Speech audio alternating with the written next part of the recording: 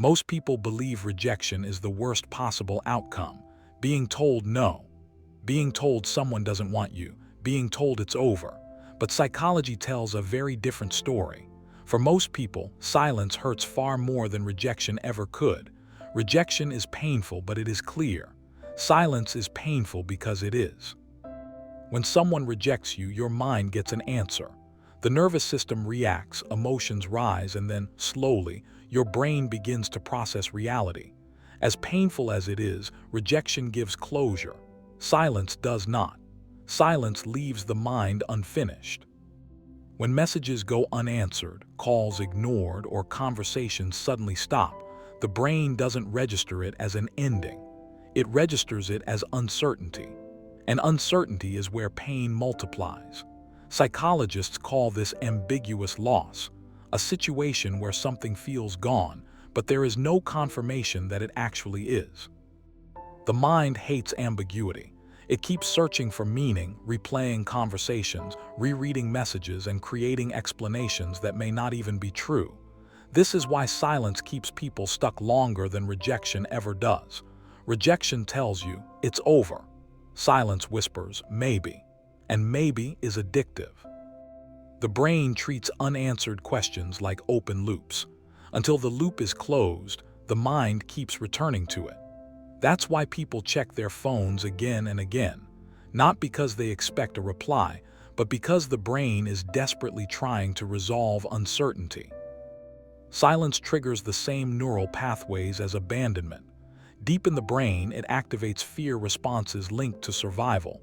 Being ignored feels like being erased, not chosen, not important enough to deserve an answer. Rejection says, I don't choose you. Silence feels like, you don't even exist. That difference matters. Silence also removes your ability to make sense of events. With rejection, you may not like the reason, but at least you have one. With silence, your mind fills the gap, and it rarely fills it kindly. People start blaming themselves. Did I say something wrong? Did I wait too long? Was I not enough? Silence turns confusion inward. And because there's no confirmation, hope stays alive longer than it should. Hope that the silence means thinking. Hope that it means being busy. Hope that it means things aren't really over. That hope keeps emotional wounds open. This is why silence can feel physically exhausting. The body stays in a low-level state of alert, waiting for resolution that never comes. Sleep suffers. Focus fades. Emotional energy drains. What makes silence especially painful is that it denies emotional dignity. Rejection acknowledges your presence.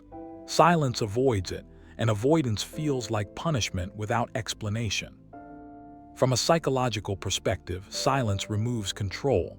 You can respond to rejection, you can grieve it, you can move forward, but silence traps you in waiting mode, unable to act, unable to heal, unable to close the door. That's why many people say they would rather be rejected than ignored. Not because rejection hurts less, but because it hurts faster. Silence hurts slowly. Over time, silence reshapes how people see themselves. It can lower self-worth, create anxiety around communication, and make people hesitant to reach out again, not because they fear rejection, but because they fear being erased. The truth is, silence is rarely neutral. It is a choice to avoid discomfort, responsibility, or accountability, and the person left in silence pays the emotional cost. Healing begins when silence is reinterpreted correctly, not as a reflection of your worth, but as a reflection of someone else's inability to communicate. When you understand that silence is not a mystery to solve, but a message in itself, its power begins to fade. Because silence doesn't mean you weren't enough. It means someone else chose not to show up.